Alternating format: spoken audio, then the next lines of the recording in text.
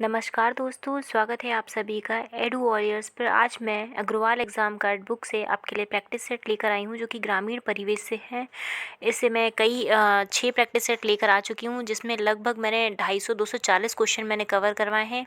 उसके आगे के ये 40 क्वेश्चन मैं आज लेकर आई हूँ जो कि सेकेंड चैप्टर के हैं।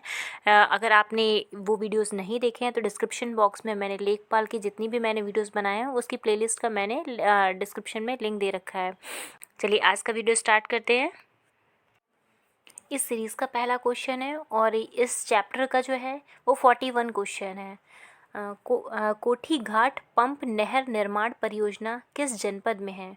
Option A Varanasi, B Ghazipur, C Chandauli, D Mirzapur. तो इस प्रश्न का उत्तर आप सभी लोग मेरे साथ साथ डिस्क्रिप्शन कमेंट बॉक्स में देते जाइएगा। लास्ट में आप चेक करिएगा कि आपके कितने प्रश्न जो हैं वो सही हुए हैं। इससे आप लोग को एक ये अंदाज़ा लग जाएगा कि ग्रामीण परिवेश के आप कितने प्रश्न अभी सही कर पा रहे हैं। यदि आपकी प्रैक्टिस अभी कम है तो इन वीडियोज़ के माध्यम से आप एग्ज़ाम तक अच्छे से प्रैक्टिस कर सकते हैं। और यदि आपको ये वीडियोज़ पसंद आ रहे हैं तो आप इसको चैनल को सब्सक्राइब करिएगा और आपके जो भी फ्रेंड्स लेखपाल की तैयारी कर रहे हैं उनको शेयर करिएगा। तो इस प्रश्न का जो उत्तर है वह चंदौली है। चंदौली में कोठी घाट पंप नहर निर्माण है। ये जो मैं आपको करवा रही हूँ चैप्टर, इस चैप्टर का नाम ही सिंचाई के साधन है। तो इसमें मैक्सिमम क्वेश्चन आपको जितने भी उत्तर प्रदेश में योजनाएं हैं नहर और सिंचाई से संबंधित या जितने भी ये बांध हैं उन सभी से उसी से रिलेटेड सारे प्रश्न हैं। अगला प्रश्न है 42। टुडियार पंप नहर का निर्माण परियोजना किस जनपद में है? ए इलाहाबाद में, बी कानपुर में, सी प्रतापगढ़ में, डी फतेहपुर में। तो इस प्रश्न का उत्तर ए सही है। इलाहाबाद में, जिसका नाम बदल के अब प्रयागराज हो गया है, वहाँ पे टुडियार पंप नहर परियोजना का निर्माण किया गया था। 43 प्रश्न है जोगापुर पंप नहर निर्माण परियोजना किस जनपद में है? ए लखनऊ, बी कौसाम्बी, सी इलाहाबाद, डी श्रावस्ती। लखनऊ नहीं हो सकता है जा इसका ऑप्शन बी सही है। कौसाम्बी में जो है वो जागापुर पंप नहर निर्माण परियोजना जो है स्थित है। अगला प्रश्न है 44। रेहट ढेकुली पैर जैसी युक्तियाँ निम्न में किस प्रकार की सिंचाई उत्तर प्रदेश के राज्य में प्रयुक्त होती हैं? ये कुछ इसके प्रकार दिए हुए हैं। तो इसमें ये पूछा है कि यूपी में किस तरह के जो होती सिंचाई के प्रकार दिए। तो ए कुआं द्वारा, बी तालाब द्वारा, सी नहरों द्वारा या डी नलकूप द्वारा। ये जो क्वेश्चन है ये आप लोगों को कंफ्यूज कर सकता है। यदि आप उत्तर प्रदेश में सिंचाई की देखेंगे तो आपका ऑप्शन जो डी है नलकूप द्वारा आप उसको टिक करेंगे और हालांकि वो सही भी है। लेकिन इन्होंने ये जो दे रखा प्रकार कि रेहट ढेकुली पैर, ये जो इस प्रकार की युक्तियाँ हैं यह कुआं द्वारा सिंचाई में यूज़ की जाती हैं। तो इस प्रश्न का जो उत्तर है ऑप्शन ए सही हो जाता है और ये डी गलत हो जाता है। तो अगला प्रश्न है आपका, आप ये चीज़ ज़रूर देख लीजिएगा कि क्वेश्चन में पूछ क्या रहा है। यदि आप क्वेश्चन को सही से पढ़ते हैं ना तो आधा उत्तर आपको प्रश्न में ही मिल जाता है। 45 क्वेश्चन है कथन और 2 कथन दिए हैं। इसमें आपको बताना है कि कौन सा सही है। उत्तर प्रदेश राज्य में कुल कृषि क्षेत्र का 78.48% जो प्रतिशत है सिंचित है। और दूसरा कथन दिया है प्रतिशत सिंचित क्षेत्र के मामले में उत्तर प्रदेश का देश में पंजाब एवं हरियाणा के बाद तीसरा स्थान है। क्या ये दोनों ही सही हैं या दोनों गलत या एक सही है या एक गलत? चलिए इस प्रश्न का उत्तर देते हैं। तो इस प्रश्न का जो उत्तर है वह ऑप्शन डी सही हो जाता है कि ए और आर जो हैं वो दोनों ही सही हैं। अब इसको दोबारा पढ़ते हैं कि उत्तर प्रदेश में जो है ना कृषि क्षेत्र का इतने परसेंट सिंचित है। बिल्कुल सही है कि 78.48% जो है वो सिंचित है। और उसके बाद इन्होंने ये कहा है कि सिंचित क्षेत्र के मामले में यूपी का देश में, ये इंपॉर्टेंट लाइन है, कि देश में पंजाब एवं हरियाणा के बाद तीसरा स्थान है। ये बहुत महत्वपूर्ण दोनों ही हो जाते हैं। इनको अलग अलग प्रश्न में भी पूछ सकते हैं तो इसलिए आप इन दोनों का ही डेटा याद रखिए। अगला प्रश्न है 46। 2 कथन इसमें दिए हुए हैं। 1857 ईस्वी में निर्मित आगरा नहर से उत्तर प्रदेश राज्य के मथुरा एवं आगरा जिलों में सिंचाई होती है। कथन दूसरा, ऊपरी गंगा नहर हरिद्वार जो कि उत्तराखंड के समीप है गंगा नदी के दाहिने किनारे से निकाली गई है। ए सही, आर गलत है, ए गलत है, आर सही है, सी ए आर दोनों सही हैं, डी ए आर दोनों ही गलत है। तो इस प्रश्न का जो उत्तर है वह आपका वह दोनों ही सही हैं। ये दोनों ही कथन एकदम सही हैं, क्योंकि 1857 में आगरा नहर को बनाया गया था, जो कि मथुरा और आगरा जिलों की सिंचाई होती है। दूसरा कथन है कि ऊपरी गंगा नहर जो है, जो हरिद्वार के समीप है, वह गंगा नदी के दाहिने किनारे निकाली गई। महत्वपूर्ण कथन है, इसको भी आप दोबारा से पढ़ लीजिए, जिससे आपको याद हो जाए। दोनों ही कथन एकदम सही हो जाते हैं, तो इस प्रश्न का जो उत्तर है वह ऑप्शन सी हो जाता है। ए आर दोनों सही हैं। अगला प्रश्न है 47, 110 मीटर ऊंचा बिहार जलप्रपात प्रदेश की किस नदी पर है? ए रिहंद पे, बी टोंस पे, सी बेलन नदी पर, डी सोन नदी पर। तो इस प्रश्न का उत्तर बी टोंस हो जाता है, कि जो टोंस नदी है उस पे 110 मीटर ऊंचा बिहार जलप्रपात जो है बनाया हुआ है।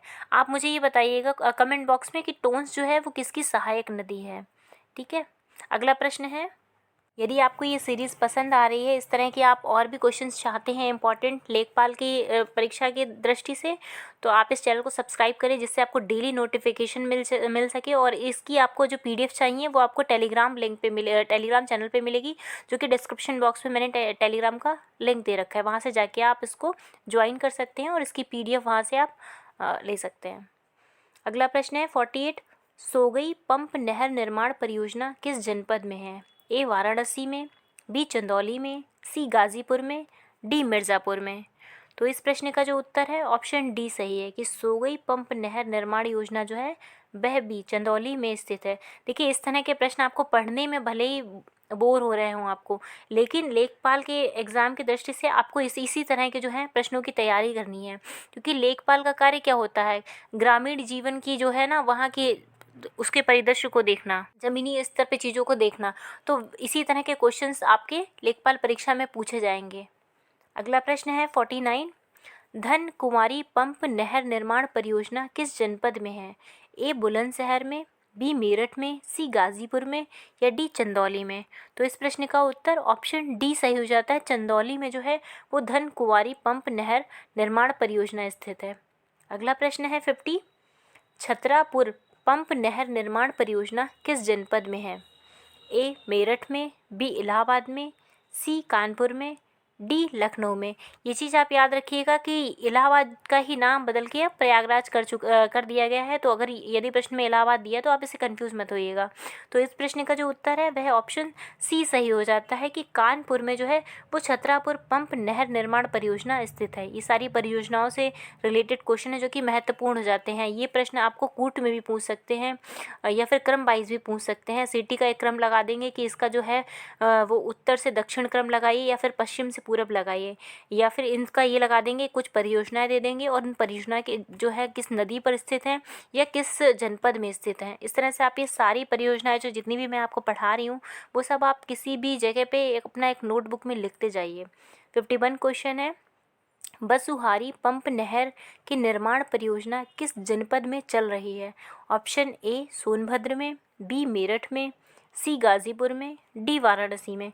तो इस प्रश्न का उत्तर जो है वह ऑप्शन ए सोनभद्र सही हो जाता है। सोनभद्र में बसुहारी पंप नहर निर्माण परियोजना स्थित है। अगला प्रश्न है 52 प्रश्न है आपका, डॉक्टर राम मनोहर लोहिया नवीन राजकीय नलकूप निर्माण परियोजना किस संस्था द्वारा वित्त पोषित है? ए विश्व बैंक, बी नाबार्ड, सी ग्रामीण बैंक, या डी आरबीआई। तो राम मनोहर लोहिया जो नवीन राजकीय नलकूप परियोजना है यह नाबार्ड द्वारा है, ना कि विश्व बैंक ना आरबीआई द्वारा। तो इस प्रश्न का जो उत्तर है वह आपका बी नाबार्ड लगाइएगा।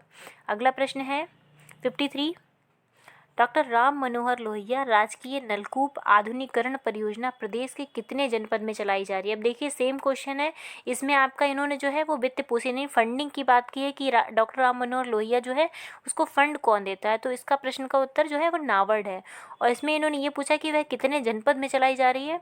तो आपके ऑप्शन है 60, बी 63, सी 65, या डी 67। तो इस प्रश्न का जो उत्तर है वह ऑप्शन डी सही हो जाता है कि 67 जनपद में यह परियोजना चलाई जा रही है। और यूपी में ज़िले कितने हैं?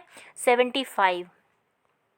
ठीक है, तो इस प्रश्न को आप इस तरह से याद कर सकते हैं कि 75 डिस्ट्रिक्ट्स हैं, 8 डिस्ट्रिक्ट में ये परियोजना नहीं चल रही, 67 डिस्ट्रिक्ट में चल रही है। अगला प्रश्न है, डॉक्टर राम मनोहर लोहिया राजकीय नलकूप पुनर्निर्माण परियोजना किस वर्ष पूर्ण होना प्रस्तावित है?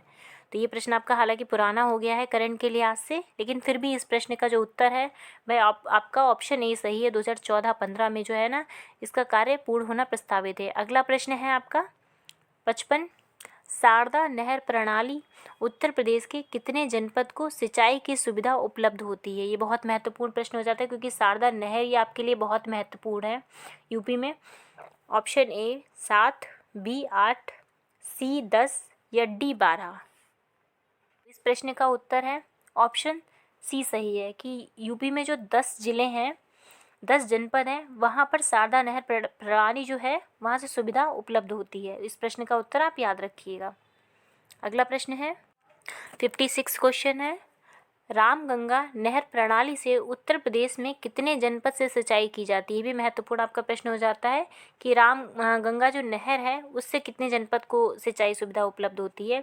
ए 7, बी 10, सी 11 और डी 14। तो इस प्रश्न का उत्तर पूर्व की तरह 10 ही है क्योंकि ये क्वेश्चन आपका सेम ही है। अगला प्रश्न है 57। गंडक नहर प्रणाली का गठन कब किया गया था? ये प्रश्न भी महत्वपूर्ण है, परीक्षा में पूछा जा सकता है। ए 1972, बी 1974, सी 1975 या डी 1976 में। तो इस प्रश्न का जो उत्तर है वह ऑप्शन डी सही हो जाता है कि 1976 में जो है वह गंडक नहर प्रणाली का गठन किया गया था। आप एक कमेंट बॉक्स में इस प्रश्न का उत्तर बताइए कि गंडक जो परियोजना है वह किस किस राज्य के मध्य है। अगला प्रश्न है 58। बाणसागर पोषक नहर से सिंचाई हेतु पानी किस नाले में डाला जाता है? ए आध नाला, बी बाढ़ नाला, सी गंदा नाला या डी कन्हर नाला। तो ये प्रश्न थोड़ा अटपटे से हैं, लेकिन ये आपके जो है ग्रामीण परिवेश से महत्वपूर्ण प्रश्न है। ऐसे ही प्रश्न आपसे लेखपाल में पूछे जाएंगे। तो इस प्रश्न का उत्तर ए सही है कि जो आध नाला है वहाँ पे बाणसागर शोषक नहर परियोजना का पानी जो है नाले में डाला जाता है। अगला प्रश्न है 59। अबदवा बैराज में 12 मीटर चौड़ाई के कितने बेज हैं? ए 4, बी 6, सी 8 या डी 10। तो इस प्रश्न का उत्तर सी सही हो जाता है कि जो 8 है वह अदबा बैराज में 12 मीटर चौड़ाई के बेज हैं। अगला प्रश्न है गंडक नहर प्रणाली परियोजना कब से प्रारंभ हुई है? इससे पहले मैंने आपसे प्रश्न पूछा था कि वह कब बन के तैयार हुई है। जैसे ये क्वेश्चन है कि गंडक नहर प्रणाली का गठन कब किया गया है, और यही सेम क्वेश्चन है कि गंडक नहर प्रणाली परियोजना कब से प्रारंभ हुई है। हालांकि परियोजना सेम ही पूछी हुई, लेकिन दोनों का ईयर जो है वह चेंज है। तो इसके ऑप्शन है 1961, 1962, 1963 और 1964। तो इस प्रश्न का जो उत्तर है वह 1961 सही है कि गंडक नहर प्रणाली परियोजना जो है वह 1961 से शुरू हुई है, लेकिन ये इसका गठन कब हुआ है? तो 1976 में हुआ। आप ये दोनों में डिफरेंस रखिएगा, वरना ये क्वेश्चन आपका गलत हो सकता है। अगला प्रश्न है निम्न में से कौन से कथन सत्य हैं? 1, प्रदेश में सर्वाधिक नहरें रायबरेली जिले में स्थित हैं। 2, प्रदेश में सबसे कम नहरें ज्योतिबा फुले नगर जिले में हैं। 3, उत्तर प्रदेश में निःशुल्क बोरिंग योजना वर्ष 1985 में आरंभ की गई थी। अब आपको ये बताना है 1 सही है, 2 सही है, 1 व 2 सही हैं, 1, 2, 3 या तीनों ही सही हैं। तो इस प्रश्न का जो उत्तर है वह आपका ऑप्शन डी सही हो जाता है। 1 और 2, 3 ये तीनों ही सही हैं कि सबसे ज़्यादा जो नहरें हैं वह रायबरेली में। ये प्रश्न आपका अलग से आप इसको तैयार कर सकते हैं, इसे अलग से पूछा जा सकता है कि यूपी में सबसे ज़्यादा नहरें किस ज़िले में हैं, तो आपका ऑप्शन रायबरेली सही हो जाएगा। या प्रदेश में सबसे कम नहरें कहाँ हैं, तो ये ज्योतिबा फुले नगर हो जाएगा। और निःशुल्क बोरिंग योजना 1985 में शुरू की गई थी। अगला प्रश्न है आपका 63। निम्न में से कौन सा कथन सत्य है? 1, भूगर्भित हलचल के कारण पड़ी दरार गर्त से निर्मित झीलों का प्रमुख उदाहरण मिर्ज़ापुर जिले का तंडारी ताल है, जिसके जल का उपयोग मिर्ज़ापुर शहर के लिए होता है। शाहजहाँपुर जिले की बड़ा ताल झील जो नदी मोड़ से निर्मित गोखुर झील के मुख्य उदाहरण है, जो रामगंगा नदी के मोड़ द्वारा निर्मित है। इसके ऑप्शन है 1 सही है, 2 सही है, ना 1 ना 2 और डी 1 व दोनों सही। तो इस प्रश्न का जो उत्तर है वह आपका ऑप्शन डी सही जाता है कि दोनों ही सही हैं। अब दोनों ही सही हैं, इन दोनों को दोबारा से पढ़ लीजिए आप। तो ये वाला भी आप पढ़ लीजिए कि भूगर्भित हलचल के कारण मिर्ज़ापुर में तंडारी ताल बना है। उसके बाद में आप ये पढ़ लीजिए शाहजहाँपुर ज़िले में बड़ा ताल जो झील है वह गोखुर झील का मुख्य उदाहरण है। ये दोनों ही चीज़ आप ये अलग से पूछ सकता है कि ये बड़ा ताल झील कहाँ स्थित है, तो आप शाहजहाँपुर को टिक करिएगा। और ये किस टाइप की झील है, तो ये गोखुर झील है। आप एक चीज़ और याद रखिए कि शाहजहाँपुर जो है ना, वहाँ पे एक शहीदों का संग्रहालय भी बन रहा है। अगला प्रश्न है 64, निम्न में कौन से कथन सत्य हैं? 1, आगरा एवं मथुरा की पेयजल समस्या के निदान हेतु गोकुल बैराज परियोजना GBP का निर्माण यमुना नदी पर किया गया है। अगला 2, खातिमा शक्ति केंद्र शारदा नहर पर स्थित है। 3, गुंटा बांध परियोजना का निर्माण चित्रकूट जिले में किया जा रहा है। 4, चरखरी डाल नहर परियोजना का निर्माण महोबा जिले में किया जा रहा है। तो इसके ऑप्शन देखते हैं। सिर्फ 1 व 2 सही है, बी 3 व 4 सही है, सी 3 सही है, डी 1 2 3 4 सही है। तो इस प्रश्न का जो उत्तर है वह आपके चारों ही सही हैं कि गोकुल बैराज परियोजना जो है वह आपका मथुरा व आगरा के पेयजल समस्या के लिए है, और फातिमा शक्ति केंद्र जो है वो शारदा नहर पर स्थित है। गुंटा बांध परियोजना जो जिसका निर्माण है वह चित्रकूट में किया जा रहा है। ये भी इम्पोर्टेंट है, गुंटा बांध परियोजना के बारे में पूछ सकते हैं आपको कि ये किस जिले में है, तो चित्रकूट में है। और चरखरी डाल परियोजना का निर्माण महोबा में। ये आपको अलग से, ये चारों जो है अलग से भी पूछे जा सकते हैं। अगला प्रश्न है 65, कानपुर नगर को पेयजल उपलब्ध कराने के लिए किस नदी पर बैराज का निर्माण किया गया है? ए यमुना, बी गंगा, सी गोमती, डी टोन्स। तो इस प्रश्न का उत्तर आप सभी बहुत आसानी से दे सकते हैं। यदि आपने यूपी से अच्छे से पढ़ा है तो आप ये समझ सकते हैं कि कानपुर में जो है वो गंगा नदी बहती है, और वहाँ पर जो है बहुत ज़्यादा प्रदूषित भी हो जाती है। अगर पूछा जाए कि गंगा सबसे ज़्यादा यूपी में कहाँ प्रदूषित होती है, तो वह कानपुर में ही होती है। तो इसीलिए जो कानपुर है वह गंगा नदी के किनारे पे स्थित है, तो वहीं पर गंगा नदी जो पे बैराज बनाया जा रहा है। अगला प्रश्न है आपका, उत्तर प्रदेश के कितने विकासखंड गिरते भू जल स्तर की क्रिटिकल अवस्था में हैं? Option A 210, option B 215, C 220, D 225।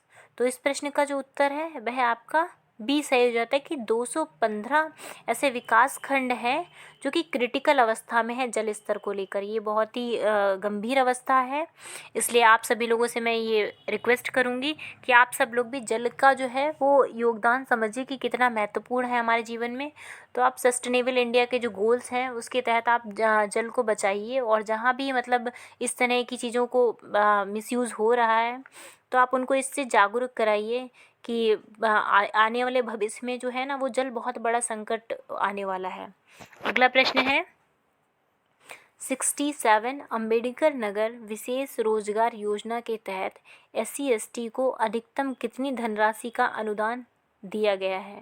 A 15,000, B 10,000, C 7,000, D 5,000। इस प्रश्न का उत्तर ऑप्शन बी सही हो जाता है 10,000। तो अम्बेडकर नगर विशेष रोजगार योजना के तहत SC/STओं को अधिकतम धनराशि 10,000 का अनुदान दिया गया है। अगला प्रश्न है 68, उत्तर प्रदेश के किस जनपद को सरयू नहर परियोजना से लाभ नहीं होता है? आप इसको ज़रूर पढ़ा करिए कि अगर नहीं लिखा हुआ है तो आप उसको ध्यान से पढ़िए, क्योंकि यहाँ पर ही अक्सर गलतियाँ होती हैं। ए जौनपुर, बी बस्ती, सी बहराइच या डी गोंडा। तो इस प्रश्न का उत्तर जिसको पता होगा कि ये जौनपुर जो है वो किस नदी के किनारे है तो वह आसानी से कर लेगा। तो इस प्रश्न का जो उत्तर है वह आपका ऑप्शन ए सही हो जाता है, क्योंकि जौनपुर जो है वह गोमती नदी के किनारे है, और बाकी जो सरयू नहर है वह आपका कहाँ अयोध्या के आसपास अयोध्या में है। तो अयोध्या के आसपास जो भी हैं जैसे बस्ती है, बहराइच है, गोंडा है, वहाँ से इस परियोजना को लाभान्वित होते हैं, लेकिन जौनपुर में जो है वह गोमती नदी है। अगला प्रश्न है 69, बाण सागर नहर परियोजना से कौन कौन से राज्य लाभान्वित होते हैं? ए बिहार, बी उत्तर प्रदेश, सी मध्य प्रदेश, डी ये सभी। तो बाण सागर जो परियोजना है यूपी की, वह इन तीनों जगह बिहार, यूपी और MP इन तीनों राज्यों से ही ये बाण सागर नहर परियोजना लाभान्वित है। तो इस प्रश्न का उत्तर जो है वह आपका ऑप्शन डी सही हो जाता है, ये सभी। अगला प्रश्न है आप सभी लोग फ्री में घर बैठे लेखपाल की तैयारी कर सकते हैं इस चैनल पर।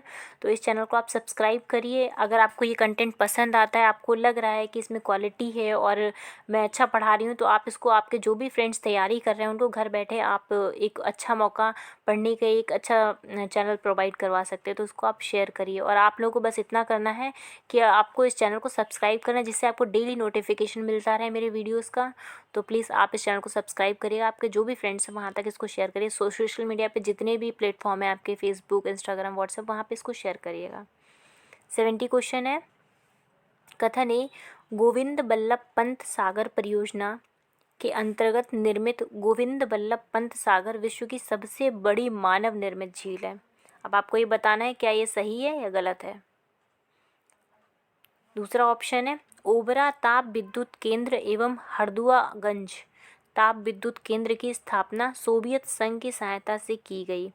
ऑप्शन ए सही है, आर गलत है। बी, ए एवं आर दोनों गलत है। सी, ए गलत है, आर सही है। या डी, ए आर दोनों ही सही हैं। तो इस प्रश्न का उत्तर ऑप्शन डी सही हो जाता है कि ए आर दोनों ही सही हैं। अब इन दोनों ही कथनों को दोबारा से पढ़ते हैं कि गोविंद बल्लभ पंत जो सागर परियोजना है वह मानव निर्मित, ये बहुत इंपॉर्टेंट है कि मानव निर्मित अगर पूछा जाएगा आपसे तो ये विश्व की सबसे बड़ी परियोजना है। ये बहुत महत्वपूर्ण प्रश्न है, ये आपको अलग से पूछा जा सकता है।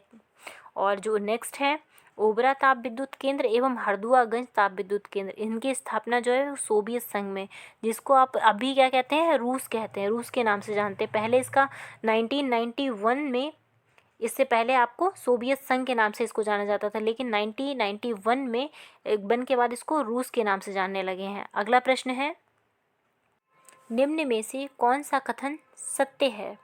एक, शारदा जल विद्युत परियोजना उत्तर प्रदेश के पीलीभीत जिले में है। 2, माता टीला विद्युत परियोजना झांसी जिले में है। 3, ओबरा जल विद्युत परियोजना मिर्ज़ापुर जिले में स्थित है। तो इसके ऑप्शंस हैं,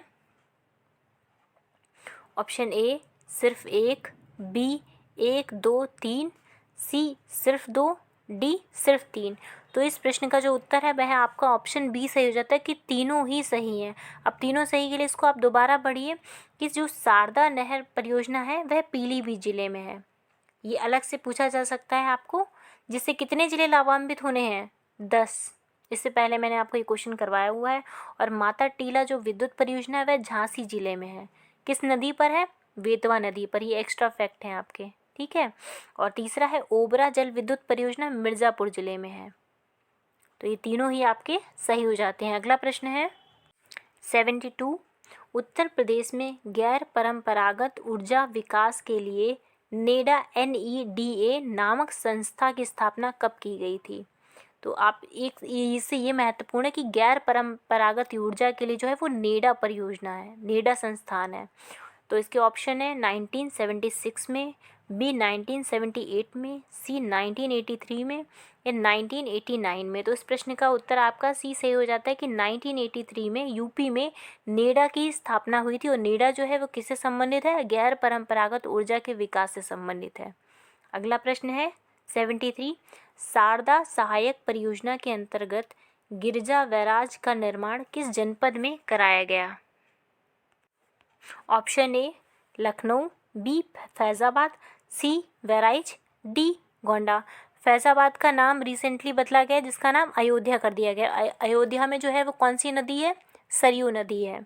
तो इस प्रश्न का उत्तर है कि शारदा सहायक परियोजना, तो इसका ऑप्शन सी सही हो जाता है कि बहराइच में जो है इसके अंतर्गत गिरजा बैराज का निर्माण करवाया गया। ये आप नाम याद रखिएगा, गिरजा बैराज का निर्माण बहराइच में करवाया गया। अगला प्रश्न है 74, चौधरी चरण सिंह जामनिया पंप नहर किस जनपद में है। ए गाजीपुर, बी वाराणसी, सी बलिया, डी मऊ। इस प्रश्न का उत्तर ऑप्शन ए सही हो जाता है, गाजीपुर में चौधरी चरण सिंह जामनिया पंप नहर परियोजना स्थित है। अगला प्रश्न है आपका 75, लोअर रोहिणी बांध किस जनपद में है। ए ललितपुर, बी कन्नौज, सी बांदा, या डी झांसी। तो इस प्रश्न का उत्तर ऑप्शन ए सही हो जाता है कि लोअर रोहिणी बांध परियोजना जो है वह ललितपुर में स्थित है। अगला प्रश्न है 76, उटारी बांध परियोजना किस जनपद में है। Option A Kanpur, B Jalaun, C Lalitpur या डी झांसी? तो इस प्रश्न का उत्तर भी आपका सी सही हो जाता है। ललितपुर में भी उटारी बांध परियोजना है। मैंने आपको बताया कि अगर यदि आपको कोई भी बांध नहीं याद आ रहा है या आपको नहीं पता है, तो अगर आपको ऑप्शन टिक भी करना है तो आप ललितपुर या झांसी को टिक करिएगा। अगर आप रिस्क ले भी रहे हैं 1-2 नंबर की, तो आप झांसी या ललितपुर को टिक करिएगा, क्योंकि मैक्सिमम जो बांध है, जो सिंचाई परियोजनाएं हैं, वह इन 2 जिलों में ज़्यादातर हैं। अगला प्रश्न है 77, जामरार बांध परियोजना किस जनपद में है? ए ललितपुर, बी झांसी, सी जालौन या डी कानपुर? तो इसका ऑप्शन ए सही हो जाता है कि जामरार बांध परियोजना ललितपुर में स्थित है। इस चैप्टर से जितने भी क्वेश्चन थे मैंने आपके सभी सॉल्व करवा दिए। 77 क्वेश्चन कवर हुए हैं आपके, 37, और सेकेंड चैप्टर आपका यहीं फिनिश हो जाता है। अब जो नेक्स्ट मैं वीडियो जो भी बनाऊंगी वो आपका 3rd चैप्टर से होगा। नेक्स्ट चैप्टर से उसके जितने भी क्वेश्चन इंपॉर्टेंट होंगे वो मैं सारे आपको कवर करवाऊंगी। तो यदि आपको ये सीरीज़ पसंद आ रही है तो आप इसको लाइक करिएगा, चैनल को सब्सक्राइब करिएगा, और आपके जो भी मित्र तैयारी कर रहे हैं लेखपाल एग्ज़ाम की, उनको आप शेयर करिएगा। धन्यवाद।